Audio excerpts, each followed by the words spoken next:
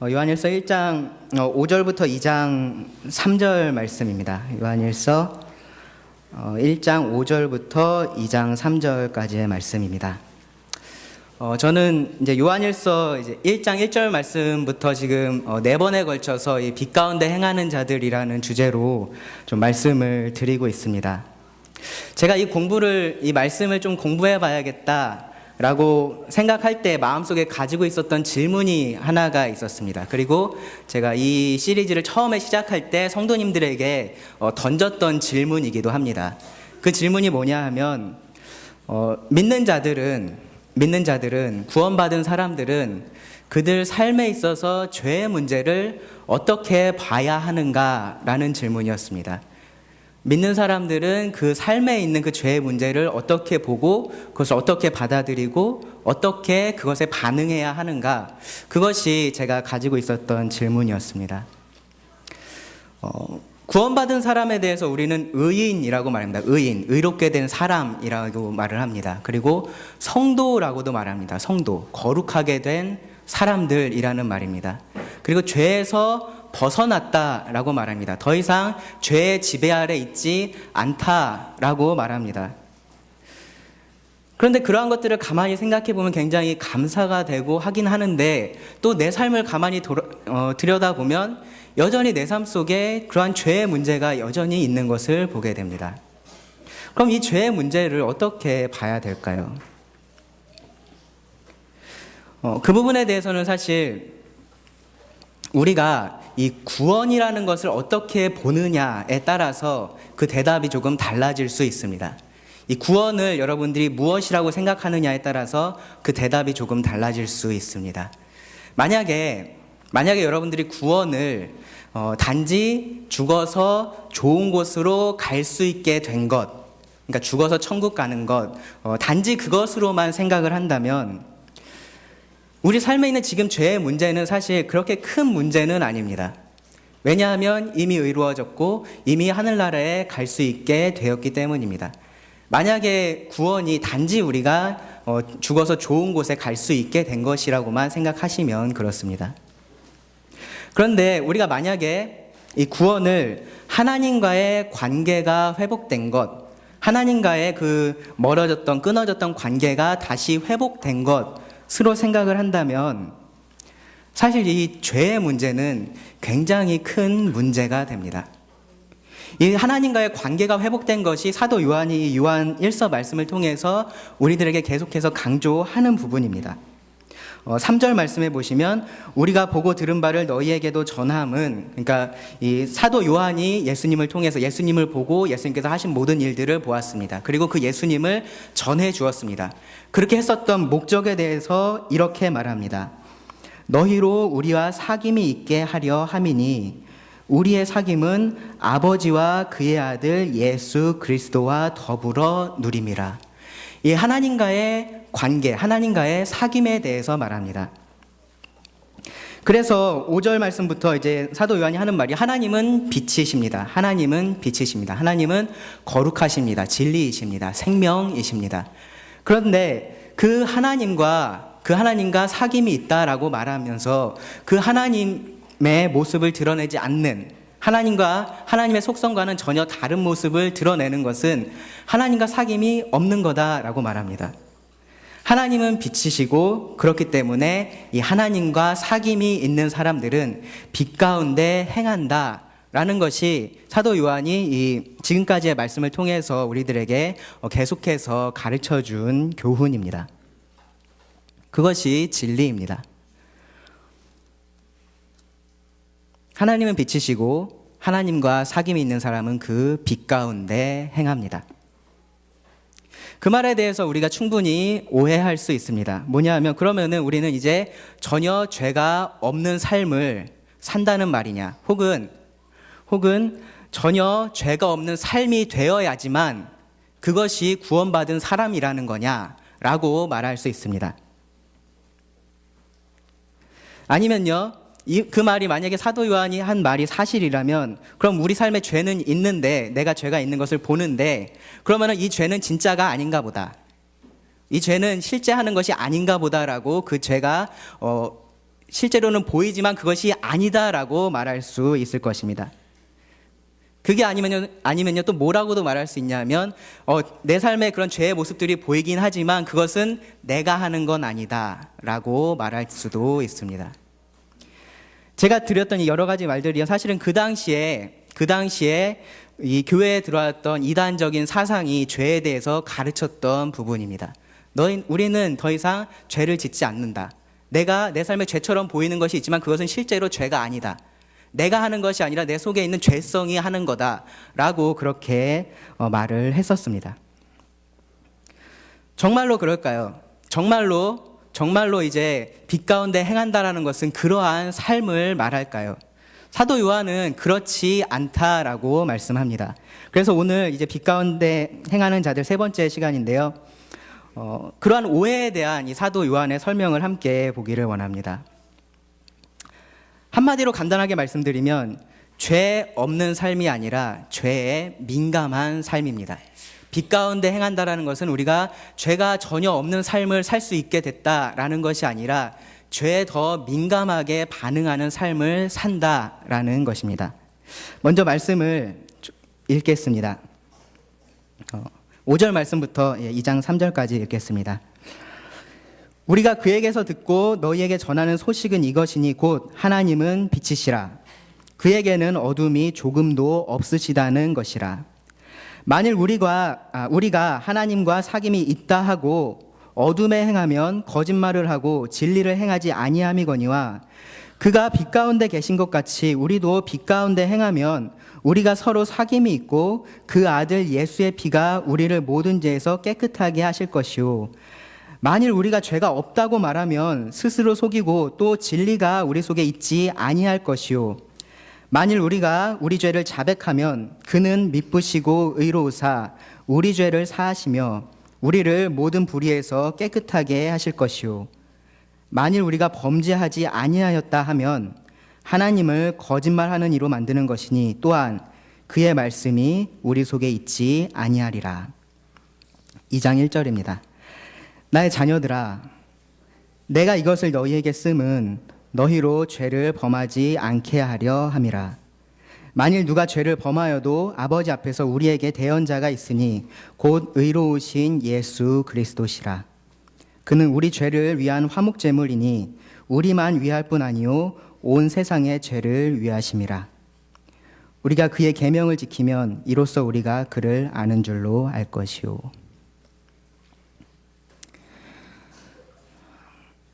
먼저 8절 말씀부터 같이 한번 살펴보겠습니다. 먼저 우리의 삶은요, 구원받은 자의 삶은 죄가 없는 삶은 아닙니다. 8절 말씀에서 만일 우리가 죄가 없다라고 말하면, 죄가 없다라고 말합니다. 내가 전에는 뭐 죄를 지었을지 모르지만 지금은 더 이상 그렇지 않다라고 말하는 것입니다. 이제 죄는 나하고 아무런 상관이 없다라고 말하는 것입니다. 내 삶에 마치 죄처럼 보이는 것이 있지만 그것은 내가 하는 것이 아니라 내 속에 있는 그냥 죄성이 그렇게 하는 거지 나하고는 상관없는 거다라고 말하는 것입니다. 그렇게 말하는 사람에 대해서 사도 요한이 이렇게 말합니다. 스스로 속인다. 앞에서 6절 말씀을 기억하실 것입니다. 하나님과 내가 사귐이 있다라고 말하면서 여전히 어둠 가운데 행하는 것에 대해서 사도 요한은 그 사람은 거짓말하는 사람이다 였습니다. 거짓말하는 사람이다. 거짓말은 다른 사람을 속이는 거죠. 그런데 내가 죄가 없다, 나는 더 이상 죄를 짓지 않는다라고 말하는 것은 스스로를 속이는 것이다 라고 말씀합니다. 사실은 그 삶에 이 사람이 자신이 죄가 있다라는 것을 알지 못할까요? 죄가 있다라는 것을 분명히 알고 있습니다. 그런데 이러한 이론들을 가지고 그것을 합리화하고 있는 것일 뿐입니다. 어떻게 해서 그렇게 할 수 있냐 하면 진리가 그 속에 있지 않기 때문입니다. 여기 말씀에서는 또 진리가 우리 속에 있지 아니할 것이요 라고 말씀합니다. 진리의 빛이신 하나님이, 그분의 말씀이 그 사람 안에 있다면 죄가 없다라고 말할 수는 없습니다. 스스로 죄가 없다라고 말하는 것은 그가 진리에 속하지 않은 사람이다, 혹은 빛 가운데 있지 않은 사람이다 라는 것에 대한 증거가 됩니다. 10절 말씀에서 비슷한 말씀이 있습니다. 만일 우리가 범죄하지 아니하였다 하면 비슷한데 정확히 같지는 않습니다. 8절에서는 우리가 죄 없다고 말하면 이었고요. 여기 10절에서는 만일 우리가 범죄하지 아니하였다 하면, 사실 이 말씀에 약간의 차이가 있는데요. 앞에 8절에서는 죄가 없다. 나는 예전은 내가 죄를 지었을지 모르지만 지금은 죄가 없다라고 말하는 것이고요. 여기 10절에서는 나는 전혀 죄를 지은 적이 없다라고 말하는 것입니다. 나는 과거에도 죄를 지은 적이 없다. 즉 나는 죄인이 아니다라고 말을 하고 있는 경우입니다. 나는 처음부터 죄인이 아니었다라고 말하는 것입니다. 이런 사람에 대해서 요한은 조금 더 강력하게 말합니다. 그렇게 말하는 것은 다른 사람에게 거짓말을 하는 것도 아니고 너 자신을 속이는 것도 아니고 어떻게 하는 것이냐 하면 하나님을 거짓말쟁이로 만드는 것이다 라고 말씀합니다. 하나님을 거짓말하는 이로 만드는 것이니, 하나님은 이 성경 말씀을 통해서 모든 사람이 죄인이라고 선포하셨습니다. 잘 아시는 로마서 3장 23절 말씀을 기억하실 것입니다. 모든 사람이 죄를 범하였다라고 말씀합니다. 그런데 스스로 나는 죄인이 아닌데, 나는 죄인이었던 적이 없는데, 나는 한 번도 죄를 지은 적이 없는데 라고 말하는 것은 그렇게 선포하신 하나님이 잘못됐다, 하나님이 거짓을 말했다 라고 말하는 것입니다. 진리이시고 빛이신 하나님을 지금 내가 빛에 있는 거고 그 하나님이 어둠에 있는 거다, 그 하나님이 거짓을 말하는 거다라고 지금 말하는 것입니다. 만약에 나는 죄인이 아니다라고 말한다면요. 그리고 또 하나, 그렇게 말하는 것은요, 오직 예수 그리스도를 통해서만 우리가 영생을 얻을 수 있다라는 성경의 말씀을 또한 부인하는 것이 됩니다. 하나님은 모든 사람이 죄인이고 그 죄의 문제를 해결하기 위해서는 오직 예수 그리스도 밖에 없다, 예수 그리스도만이 유일한 해결책이다라고 성경 말씀을 통해서 분명히 말씀하셨습니다. 그것이 구원으로 가는, 예수 그리스도만이 구원으로 가는 유일한 길이다, 죄를 해결할 수 있는 유일한 길이다라고 말씀하셨습니다. 그런데 내가 죄가 없다라고 말하는 것은 무슨 말입니까? 나 스스로 그 구원에 이룰 수 있다라고 말하는 것입니다. 우리가 죄가 없다라고 하는 것은, 내가 죄인이 아니다라고 말하는 것은 그 하나님을 거짓말하는 이로 만듭니다. 그런 자들에게는 하나님의 말씀이 그 속에 있지 않습니다. 10절의 뒤에 말씀에 보면요, 하나님을 거짓말하는 이로 만드는 것이니 또한 그의 말씀이 우리 속에 있지 아니하니라. 그 영혼을 구원하는 말씀이 그 영혼 안에 있지 않습니다. 야고보서 1장 18절 말씀에 보시면, 그가 하나님이 그 피조물 중에 우리로 한 천 열매가 되게 하시려고 자기의 뜻을 따라 진리의 말씀으로 우리를 낳으셨다라고 말씀합니다. 우리가 어떻게 구원받게 되었습니까? 하나님께서 무엇을 통해서 우리를 구원하셨습니까? 바로 이 하나님의 진리의 말씀을 통해서 그렇게 하셨습니다. 21절, 야고보서 1장 21절에 보시면 이 말씀에 대해서 너희 영혼을 능히 구원할 바 마음에 심어진 말씀이다 라고 말씀을 합니다. 그 마음에 심겨진 진리의 말씀이 없기 때문에 이 사람은 나는 죄인이 아니다 라고 말할 수 있는 것입니다. 사실 빛이신 하나님을 만날 때 이 죄인들이 보이는 공통적인 반응이 있습니다. 뭐냐 하면 하나님 앞에서 자기가 죄인임을 인정하는 것이었습니다. 이사야서 6장에 보시면 이사야가 하나님의 영광을 봅니다. 하나님의 거룩하심을 그 성전에서 보게 됩니다. 그러고 나서 이 이사야가 고백한 것이 이것이었습니다. 그때 내가 말하되 화로다 나여 망하게 되었도다, 죽게 되었다라는 말입니다. 나는 입술이 부정한 사람이요, 나는 입술이 부정한 백성 중에 거하면서 만군의 여호와이신 왕을 배웠음이로다 하였더라. 하나님의 능력을 나타내신 예수님 앞에서 베드로는 뭐라고 말했냐면, 주여 나를 떠나소서, 나는 죄인이로소이다 라고 말했습니다. 예수 그리스도의 구원에 대해서 이 사도 바울이 그것을 기억하면서 이렇게 고백합니다. 죄인 중에 내가 괴순이라. 정말로 하나님의 그 참 빛 안에 거하는 사람은, 하나님께서 그 진리의 말씀을 그 속에 심겨준 사람은 스스로 죄가 없다, 나는 죄하고 아무 상관이 없다라고 말할 수 없습니다. 그 절대적인 빛이신 하나님 앞에서 자신을 보게 되기 때문에 그렇습니다. 우리 삶에 있는 이 실제로 존재하고 있는 이 죄는 어떤 논리를 통해서도 그것은 없는 것이 될 수는 없습니다. 그것을 여러분이 부정하려고 한다고 해도 부정할 수 있는 것은 아닙니다. 정말로 자기 삶을 정직하게 들여다보면서 나는 죄가 없어, 나는 정말로 죄인이 아니야 라고 말할 수 있는 사람은요, 오직 어둠 속에 있는 사람만이 그렇게 할 수 있습니다. 정말로 죄가 없어서 그런 것이 아니라 그 죄를 볼 수 없는 어둠 속에 있기 때문입니다. 성경은 믿는 사람들에 대해서 의인이라고 말합니다. 성도라고 말합니다. 그런데 그것은 법적인 개념이고 신분적인 개념이죠. 우리가 실제 삶에서도 아무런 죄를 짓지 않는다라는 말은 아닙니다. 그러면은 이제 빛 가운데 행한다라는 것은 그럼 무엇이 다를까요?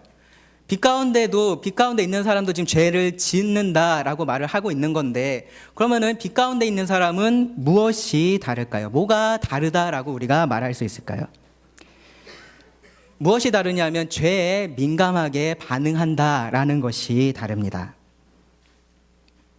9절 말씀해 보시면 만일 우리가 우리 죄를 자백하면이라고 말씀합니다.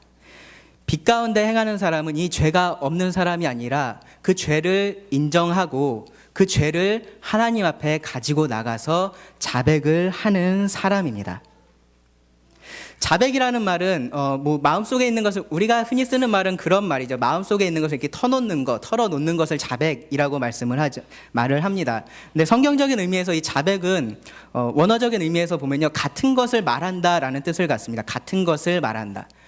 어떤 의미냐면 하나님께서 죄라고 말씀하신 것을 나도 동일하게 그것이 죄다라고 말하는 것이 자백입니다. 그것을 내가 숨기고 하나님 이건 죄가 아니에요, 제 생각에 이건 죄가 아닙니다 라고 말하는 것이 아니라 하나님께서 말씀을 통해서 이것은 죄야 라고 말씀하신 것을 내 삶 속에서 그걸 들여다 볼 때에 하나님께서 죄라고 말씀하신 이 죄를 제가 범했습니다 라고 하나님 앞에 가져오고 말하는 것이 자백입니다. 어둠 속에 있으면 더러운 것을 보지 못합니다. 한번 궁금하신 분은 한번 테스트를 해보시면 좋을 것 같은데요. 집에 불을 한번 일주일만 켜지 말아 보시기 바랍니다. 일주일이 지난 후에 어떨 것 같습니까? 그 집이? 아주 깨끗할 것 같죠? 절대로 그렇지 않습니다. 어두울 때는 몰랐던 그 더러운 것들이 불을 켜는 순간 어떻게 됩니까? 드러납니다. 그것이 보입니다. 그것이 어둠 속에 있는 사람과 빛 가운데 있는 사람의 분명한 차이입니다. 어둠 속에 있으면 어둡기 때문에 내 안에 있는 더러운 것들, 그 안에 있는 죄들이 보이지 않기 때문에 나는 죄인이 아니야 라고 말할 수 있는 것입니다. 그런데 빛 가운데로 나온 사람은 무엇이 달라집니까? 이제 그 더러운 것을, 그 죄를 볼 수 있게 되었습니다. 하나님 앞에 나온 사람들이 갑자기 그 앞에서 하나님 제가 죄인입니다, 저를 떠나십시오, 내가 이제 망하게 되었구나 라고 그렇게 고백할 수밖에 없었던 것은 사실은 아주 당연한 반응입니다. 왜냐하면 그 절대적인 빛이신 하나님 앞에서 자신을 바라보기 때문에 그렇습니다. 그리스도인은 죄를 자백하는 사람입니다. 빛 가운데 있기 때문에 자신의 죄를 인정합니다. 그리고 하나님의 도우심을 구합니다. 사실 여러분들 전도하실 때 이런 말씀 많이 하실 것입니다. 죄인인 것을 깨달으셔야 합니다. 그 죄에서 돌이키셔야 합니다. 회개하셔야 합니다. 네. 사실 그것은 우리가 처음에 구원받을 때만 필요한 것이 아니라 사실은 매일매일의 우리의 삶 속에서 필요한 것들입니다. 매일매일 구원받아야 된다라는 말씀이 아니고요. 우리 삶 속에 있는 그러한 죄의 문제를 보면서 여전히 우리는 그것에 대해서 불편함을 느끼고 하나님 앞에 그것을 가지고 나와야 한다라는 말입니다. 그것이 빛 가운데 행하는 자들의 특징입니다. 그렇게 해서 구원을 받는 것은 아니지만 그렇게 구원받은 사람들은 그러한 일을 계속해서 하는 것이 구원받은 사람의 특징이다라는 말씀입니다. 사실 그리스도인의 삶은 이렇게 끊임없이 죄와 싸우는 삶입니다. 하나님에 대해서 더 알아가고 그 하나님과 더 깊은 교제 가운데 거하면 우리 가운데 그러한 기쁨이 넘칩니다. 우리 속에 어떠한 만족감이 찾아옵니다. 그런데 그것과 동시에 그 하나님과 내가 가까이 있기 때문에 죄에 대해서는 동일하게 더 민감하게 반응하게 됩니다. 빛에 가까이 가면 갈수록 더러운 것이 더 잘 보이기 때문에 그렇습니다. 이전에는 내가 큰 죄라고 생각하지 않았던 것들이 이제는 하나님 앞에서 그것이 너무나 부끄러운 죄가 되는 것입니다. 그래서 사도 바울이 오호라 나는 공고한 자로다, 공고한 사람이로다 라고 고백하는 것은 사도 바울이 굉장히 연약한 성도여서 맨날 죄만 짓고 살아서 그런 것이 아니라 그가 그만큼 영적으로 더 하나님과 가까이 있기 때문에 자신의 모습을 보면서 그러한 탄식이 자연스럽게 나오는 것입니다. 성숙한 사람들은, 영적으로 성숙한 사람들은 더더욱 죄에 민감하게 반응합니다. 그 마음의 중심은 정말로 100% 하나님의 말씀에 순종하고 싶은 마음이 있기 때문에 그렇습니다. 정말로 더 하나님의 모습을 닮아가고 싶은 마음이 그 안에 있기 때문에 그렇습니다. 그런데 내 삶 속에 그렇지 않은 모습들이 보이니 나는 공고한 사람이다 라고 고백할 수밖에 없는 것입니다. 빛 가운데 행하는 자입니다. 죄에 민감하게 반응하는 것이 빛 가운데 행하는 것입니다. 그런 자들에 대해서 하나님께서 주신 약속이 있습니다. 9절에 이어지는 말씀에 보시면 만일 우리가 우리 죄를 자백하면 그는 미쁘시고 의로우사 우리 죄를 사하시며 우리를 모든 불의에서 깨끗하게 하실 것이요. 비슷한 말씀이 7절 말씀에도 있었습니다. 우리가 빛 가운데 행하면 우리가 서로 사귐이 있고 그 아들 예수의 피가 우리를 모든 죄에서 깨끗하게 하실 것이요. 네, 빛 가운데 행하는 사람들, 하나님은 그들의 죄를 계속해서 용서하시고 그들을 깨끗하게 하십니다. 성전에 올라갔던 두 사람이 있었습니다.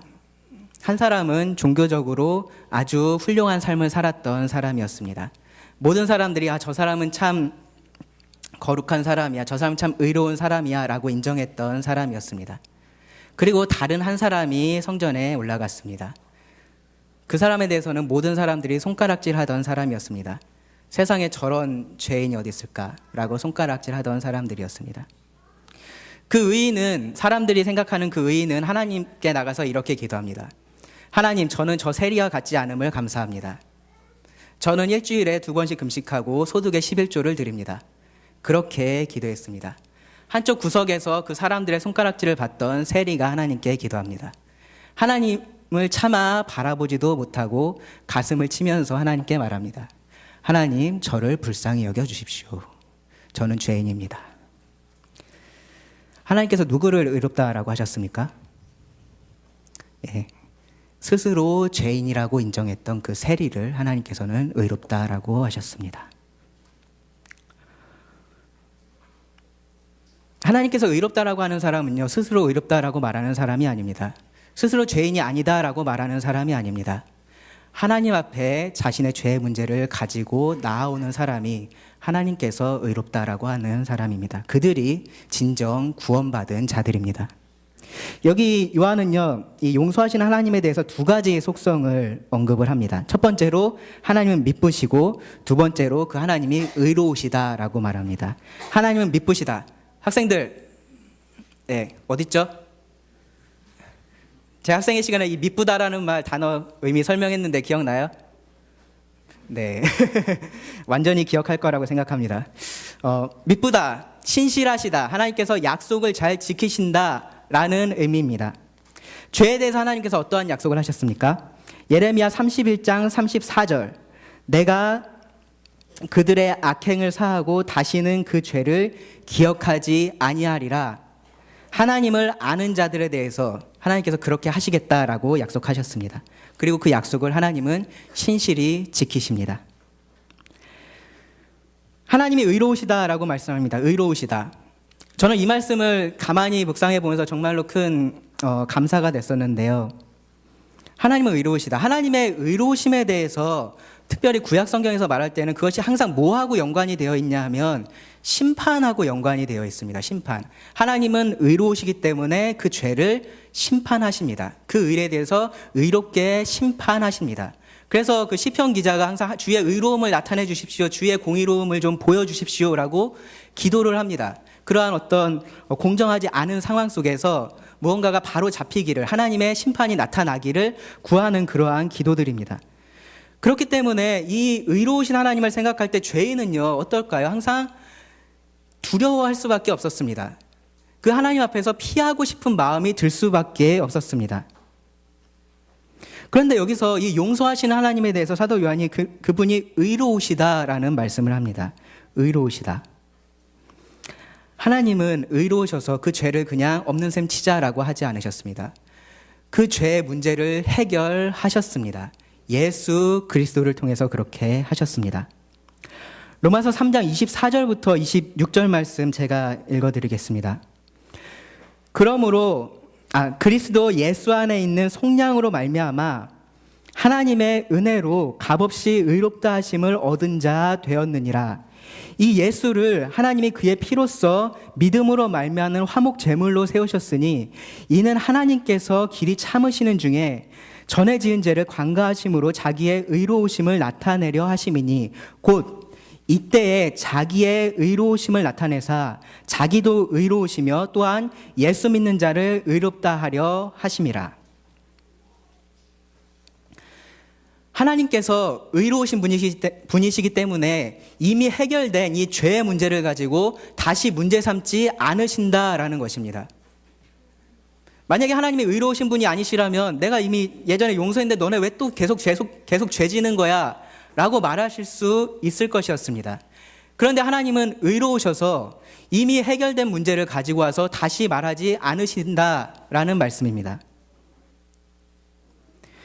그렇기 때문에 그런 하나님을 우리가 알기 때문에 이제는 우리가 이 죄의 문제를 가지고 하나님 앞에 나갈 수 있습니다. 확신 가운데. 이것을 하나님 용서해 주실까 안 해주실까, 용서 안 해주시면 어떡하지? 그러한 걱정을 할 이유가 전혀 없습니다. 왜냐하면 하나님은 그 약속에 신실하시고 하나님은 의로운 심판을 하시기 때문입니다. 죄 문제가 해결된 사람은 더 이상 그 죄 때문에 하나님을 두려워하지 않아도 됩니다.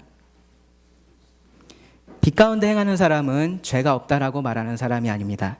자기 삶의 그 죄를 죄로서 인정을 하고 그리고 그 약속해 주신 의롭고 신실하신 하나님 앞에 나가는 사람이 빛 가운데 행하는 사람입니다. 자, 이 말에 대해서 이제 또 다른 오해를 할 수가 있습니다. 뭐냐 하면요. 그럼 어차피 우리 삶에 죄는 계속 있는 거고 그 죄에 대해서 하나님께서 계속 용서를 하신다라고 약속을 하셨으면 그럼 이제 내가 이 죄에 대해서 더 신경 써야 될 이유가 뭐냐라고 생각할 수 있습니다. 내가 이것하고 계속 대항해서 싸워야 할 이유가 뭐냐라고 생각할 수 있습니다. 그냥 그렇다는 거 인정하고 그냥 그렇게 살 수밖에 없다라는 것을 인정하고 살아야 되는 거 아니냐라고 생각할 수도 있습니다. 이 땅에서는 우리가 어차피 패배할 사람이고 패배할 싸움이고 죽고 나면 어차피 승리할 싸움인데 굳이 내가 왜 이 죄와 싸워야 되냐라는 생각이 들지 모릅니다. 사실 정말로 위험한 말입니다.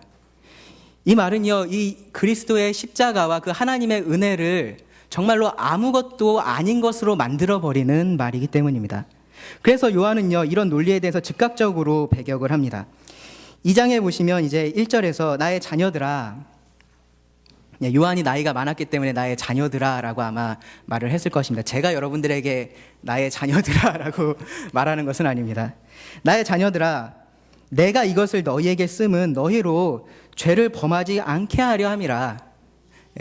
죄를 범하지 않게 하려고 이 말을 쓴 거지, 이러니까 마음껏 죄를 지어라 라고 말하려고 쓴 것이 아니다 라는 말입니다. 구원받은 사람은 하나님의 모습을 닮아가고 그 하나님을 드러내는 사람입니다. 7절 말씀에서 그렇게 말씀했고요. 그리고 9절에서 죄가 없다라고 하지 않고 그 죄를 인정하고 그 문제를 하나님 앞에 가지고 나간다라고 말씀드렸습니다. 그런 사람이 이 빛이신 하나님과 사귐이 있는 사람입니다. 하나님과의 관계가 회복된 사람입니다. 우리와 그 하나님과의 관계에 있어서 이 죄가 하는 일이 어떤 것인지 안다면요, 절대로 그 죄를 그냥 무시하거나 그냥 있는 대로 그냥 살아야지라고 말할 수 없습니다. 처음에 말씀드렸던 것처럼 이 구원이라는 것을 단지 내가 죽어서 좋은 곳에 가는 것, 하늘나라에 들어가는 어떤 티켓을 그냥 얻은 것 정도로만 생각한다면, 마치 이런 말씀은요, 마치 공짜로 뭔가를 줘놓고 너 이거 내야 돼 라고 얘기하는 것처럼 들릴 수 있습니다. 군인이 여기 없죠. 제가 군대에 있을 때 항상 그 버스를 타고, 고속버스를 타고 이제 휴가를 나오면 집에 오곤 했었는데요. 그럴 때마다 그 버스에 타면은 항상 이렇게 뭔가를 파는, 이렇게 무슨 엑기스 그런 거 있잖아요. 무슨 엑기스 그런 거를 이제 파는 분이 버스에 타십니다. 그리고 뭐 이렇게 종이를 나눠주세요. 종이를 다 나눠주고, 이제 그거에 당첨되면 이거를 이제 무료로 준다라고 얘기를 합니다. 그러면은 항상 신기하게도 군인은 항상 당첨이 됩니다. 왜 그런지 모르겠는데 군인은 항상 당첨이 돼요. 저도 탈 때마다 당첨이 됐어요. 그러면은 이제 뭐 몇 번을 부르면 제 번호예요. 그럼 처음엔 손을 들었어요. 당첨됐다고. 그러면은 옵니다. 와서 얘기를 해요. 이것을 이제 무료로 드립니다. 그런데 세금을 내야 된다고. 그러니까 세금만 조금 내면 된다고. 10만 원이랍니다. 세금이. 구원에 대해서 우리가 만약에 천국 가는 티켓, 무료로 내가 천국 가는 티켓을 얻은 것으로만 생각을 하면, 이렇게 그 빛에 따라서 사는 삶, 죄와 싸우는 삶은 그걸 내가 왜 해야 돼? 라고 생각하게 만듭니다. 그런데 구원이라는 것은 그렇지 않습니다. 물론 천국에 가는 것이 우리들에게 있어 너무나 귀한 일이고 감사한 일입니다. 그런데 그것 자체가 우리에게 있어서 전부가 아닙니다. 하나님과, 그 놀라우신 우주의 창조주이신 하나님과 우리와의 관계가 회복되었다라는 것이 중요한 사실입니다. 그리고 그렇다면 그 하나님과 나와의 관계에 있어서 문제를 만드는 이 죄에 대해서는 우리가 계속 싸워야 하지 않겠습니까? 이 땅에서 계속해서 그 죄와 우리가 싸워야 하지 않겠습니까? 그래서 예수님께서 이렇게 말씀하십니다. 요한복음 14장에 보시면 14장 15절, 너희가 나를 사랑하면 나의 계명을 지키리라. 사랑하고 계명이 어떻게 같이 갈 수 있을까요? 사랑한다는 것과 계명이라는 것, 무언 것을 지켜야 되는 것, 의무잖아요. 그렇죠? 그것이 어떻게 같이 갈 수 있을까요? 정말로 사랑이라는 것이 무엇인지 안다면 이 말씀을 이해하실 것입니다. 사랑은 계명이 포함되어 있습니다. 나의 계명을 지키는 자라야 나를 사랑하는 자니, 나를 사랑하는 자는 내 아버지께 사랑을 받을 것이요 나도 그를 사랑하여 그에게 나를 나타내리라. 21절 말씀입니다. 그래서 여기 사도 요한도요, 이제 2장 3절에 보시면 이렇게 말합니다. 우리가 그의 계명을 지키면 이로써 우리가 그를 아는 줄로 알 것이요. 예수님을 안다는 것, 하나님을 안다는 것, 하나님과의 그러한 친밀한 관계에 들어간다는 것, 그것은 그분의 말씀을 따르는 것, 그 말씀을 지키는 것이 그 안에 함께 포함되어 있는 것입니다. 죄에서 멀어지고 하나님을 향해서 더 나가는 것이 진정 하나님을 아는 자들의 모습입니다. 그래서 3절 말씀, 그 뒤에 말씀도 계속 보시면 4절에서 그를 아노라 하고 그의 계명을 지키지 아니하는 자는 거짓말하는 자요 진리가 그 속에 있지 아니하되, 거짓말하고 진리가 없는 것 익숙하지 않으십니까? 6절 말씀에서 하나님과 사귐이 있다라고 말하고 어둠 가운데 행하는 사람이었습니다. 5절, 그러므로 그의 말씀을 지키는 자는 하나님의 사랑이 참으로 그 속에서 온전하게 되었나니 이로써 우리가 그의 안에 있는 줄을 아노라. 그의 안에 산다고 하는 자는 그가 행하시는 대로 자기도 행할지니라. 예수님을 사랑하는 사람은 그 계명을 지키는 사람입니다. 순종하는 사람입니다. 날마다 그 구원을 이루어 가는 사람입니다. 거룩함을 향해서 점점점 더 나아가는 사람입니다. 왜냐하면 그것이 하나님께서 우리를 구원하신 목적이기 때문에 그렇습니다. 고린도 후서 5장 14절과 15절에서 이렇게 말씀합니다. 그리스도의 사랑이 우리를 강권하시는도다. 우리가 생각하건대 한 사람이 모든 사람을 대신하여 죽었은즉 모든 사람이 죽은 것이라. 그가 모든 사람을 대신하여 죽으심은, 모든 사람을 대신해서 죽으신 목적은 살아있는 자들로 하여금 다시는 그들 자신을 위하여 살지 않고 오직 그들을 대신하여 죽었다가 다시 살아나신 이를 위하여 살게 하려 함이라. 네. 하나님의 모습을 닮아가는 것, 그 하나님을 위해서 살아가는 것, 그것이 바로 우리가 구원받은 목적입니다. 죄에 안주해 있는 것은 어둠 가운데 행하는 사람의 특징이지 빛 가운데 행하는 사람의 특징이 아닙니다. 죄에서 멀어지고 하나님께로 가까이 가는 것이 빛 가운데 행하는 자들의 특징입니다. 그런 특징을 자들이 때로는 죄를 범하기도 합니다. 삶에 죄가 없다라고 말할 수 없다라고 이미 말씀드렸습니다. 실수해서 넘어지기도 하고요. 연약함에 사로잡혀 있기도 합니다. 삶에서 계속해서 반복되는 죄를 보면 내가 진짜로 구원받은 사람이 맞나? 라는 생각이 들 때가 있습니다. 죄가 너무 큰 것 같아서, 또는 죄가 너무 많은 것 같아서, 혹은 죄가 너무 잦은 것 같아서 더 이상 죄 용서가 없는 것처럼 느껴질 때도 있습니다. 더 이상 하나님 앞에 나가기조차 부끄럽다라는 마음이 들 때가 있습니다.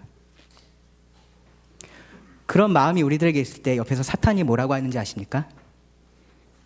네가 그러면서도 빛 가운데 행하는 사람이라고 말할 수 있어?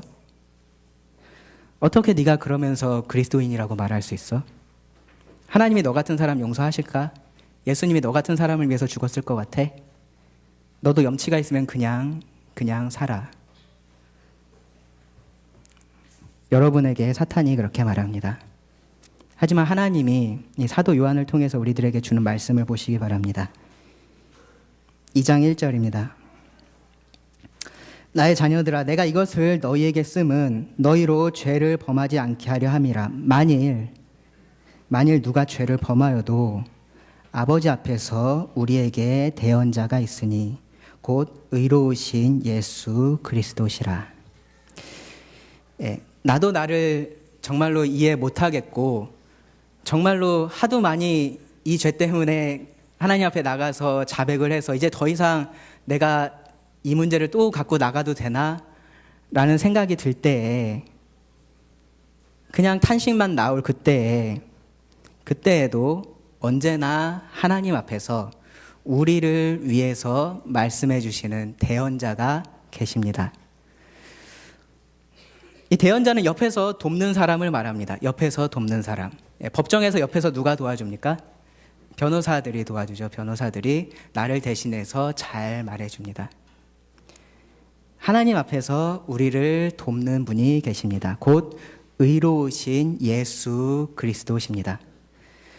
우리와 하나님과의 그 관계를 회복시키신 그분께서 여전히 그 관계를 위해서 일하고 계신 것입니다. 그 예수님에 대해서 의로우시다라고 말합니다. 의로우시다. 가끔씩 불의한 변호사들도 있죠. 뭔가 이렇게 대충 죄를 그냥 어떻게 좀 무마시키려고 한다거나 어떻게 좀 타협하려고 한다거나 그러한 불의한 변호사들도 있습니다. 예수님은 그렇게 불의한 변호사가 아닙니다. 불의한 대언자가 아닙니다. 감정에 호소하거나 어떤 타협을 시도하지 않으십니다. 우리의 대언자가 되어서 말씀하시는데 의로우신 방법으로 그렇게 하십니다. 어떻게 그렇게 하시냐면 2절에서 그는 우리 죄를 위한 화목제물이니, 그분 스스로 죄를 위한 화목제물이 되셨기 때문에 그분은 의롭게 우리를 변호할 수 있으십니다. 우리가 죄를 지은 것에 대해서 하나님께 이거 죄 아니에요, 이거는 죄가 아니에요 라고 말씀하시는 게 아니라 그 죄에 대해서 맞습니다, 저것이 죄입니다, 하지만 제가 그 죄의 문제를 대신 다 해결했습니다 라고 예수님께서 말씀하신다라는 것입니다. 구약의 이스라엘 백성들이 죄를 범했을 때 하나님 앞에 나아갈 때는요, 항상 이 화목제물이라는 것이 필요했습니다. 그 하나님의 심판으로부터 벗어날 수 있는 화목제물이라는 것이 필요했었습니다. 그런데 그것은 오실 예수님에 대한 모형이었습니다. 그 동물이 실제로 그 사람의 죄를 사해 줬던 것은 아닙니다. 오직 예수님만이 그렇게 하실 수 있습니다. 예수님은 하나님의 어린 양으로 이 땅에 오셔서 영원한 제물이 되셨습니다. 그리고 스스로 영원한 제사장이 되셨습니다. 그래서 히브리서 10장 12절 말씀에서는 이 예수님의 희생에 대해서 한 영원한 제사다라고 말씀합니다. 그 제사장이 영원하고요. 그 제물이 영원하기 때문에 그 제사도 영원한 것이 되는 것입니다. 더 이상 그것을 위해서 무언가, 그 죄를 위해서 더 이상 무언가를 할 것이 없습니다. 하나님께서 죄에 대해서 요구하신 그 죽음이라는 것을 이 예수님께서 우리 대신에 이미 모두 다 담당하셨습니다. 여기 말씀해 보시면 우리만 위할 뿐 아니요 온 세상의 죄를 위함이라. 갑자기 이 얘기를 왜 할까요? 갑자기 예수님의 화목 제물에 대해서 얘기하다가 우리만 그런 게 아니라 온 세상을 위해서 그렇게 한 거다. 갑자기 이 얘기를 왜 할까요? 예수님의 그러한 희생이 이 요한, 사도 요한, 그리고 이 독자들의 그러한 죄만 겨우겨우 담당했던 것이 아니라 누구든지 예수님을 믿는 사람의 죄는 모두 담당할 수 있을 정도로 큰 것이었다라는 것을 말하는 것입니다. 예수님은 세상의 모든 죄를 담당하고도 남을 정도로 무한하신 분이시기 때문입니다. 죄는 강력합니다. 죄는 정말로 강력합니다. 때로는 우리는 그 집에서 벗어났다라고 말하는데 그 집에서 벗어난 그리스도인들조차도 그 앞에서 정말로 무력감을 느끼고 절망하게 될 때가 있습니다. 그런데 여러분, 이 한 가지는 꼭 기억하시기 바랍니다. 그 죄를 담당하신 우리의 예수님은 그 죄보다 훨씬 더 강하시고 훨씬 더 무한하신 분이십니다. 그분이 감당하지 못하신 죄는 없습니다. 그래서 이러한 것들을 알면서 내가 죄책감에 사로잡혀 있는 것, 내가 어떻게 이런 죄를 갖고 예수님 앞에 나아가지, 하나님 앞에 나아가지 라고 생각하는 것은 이 그리스도께서 하신 이 놀라운 일을 마치 나하고는 아무것도 상관이 없는 것이다 라고 말하는 것과 같습니다.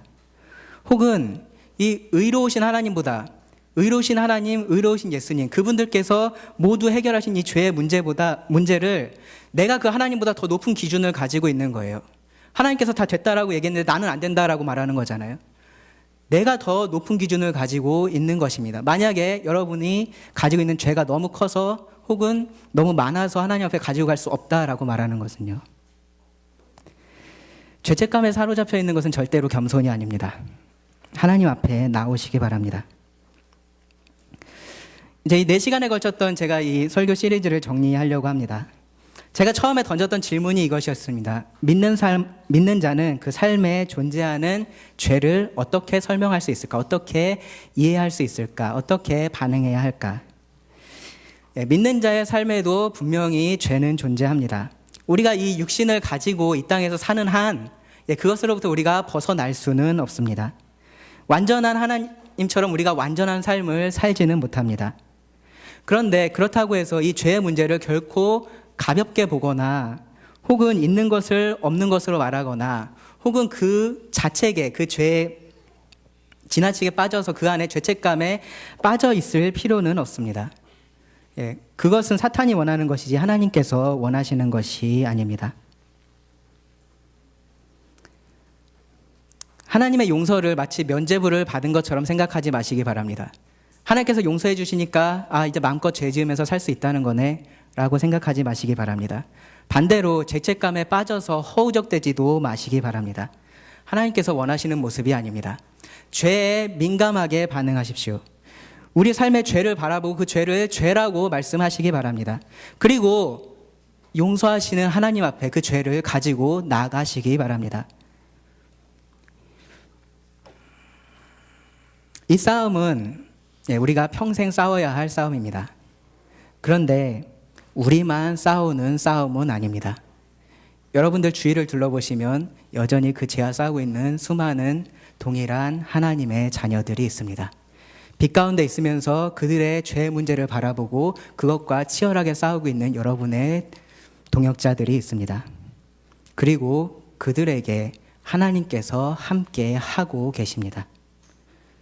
우리에게 선한 소원을 주시고 그 소원을 이룰 수 있도록 하시는 분이 하나님이십니다. 우리를 계속해서 깨끗하게 만들어 가겠다라고 약속한 분이 하나님이십니다. 성령님께서 우리의 연약함을 돕는다라고 말씀하셨습니다. 예수님께서 하나님 앞에서 여전히 우리의 대언자가 되셔서 하나님 앞에서 말씀하고 계십니다. 이것이 하나님께서 우리들에게 주는 약속이고요. 이것이 하나님의 은혜입니다. 방심하지도 마시고요. 낙심하지도 마십시오. 하나님의 이 약속과 은혜를 믿고 하루하루 여러분들의 싸움을 싸우실 수 있기를 바랍니다. 기도하시겠습니다.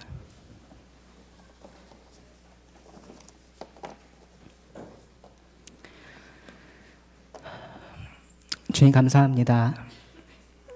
저희들 먼저 사랑하셔서 그 은혜를 주시고 여전히 우리 삶 가운데 그 은혜를 내려주심에 감사드립니다. 참 이러한 죄의 문제가 정말로 저희들을 고통스럽게 하고 마음 아프게 하지만 우리 주님께서 감당하지 못하셨던 죄가 없음을 기억하며 그 주님 앞에 나아갑니다. 계속해서 저희들에게 하나님을 향한 선한 소원을 주시고 또 싸울 수 있는 힘을 주시옵소서. 그 은혜 가운데 하루하루 주님의 모습을 닮아가는 저희들이 되도록 도와주십시오. 주의 말씀으로 우리를 더 새롭게 하시고 그 말씀으로 위로하여 주시고 또 그 말씀으로 우리가 어디를 향해 가야 하는지 알게 하여 주십시오. 그 주님을 바라보며 저희가 하루하루 살아가길 원합니다. 감사드리며 예수님의 이름으로 기도드립니다. 아멘.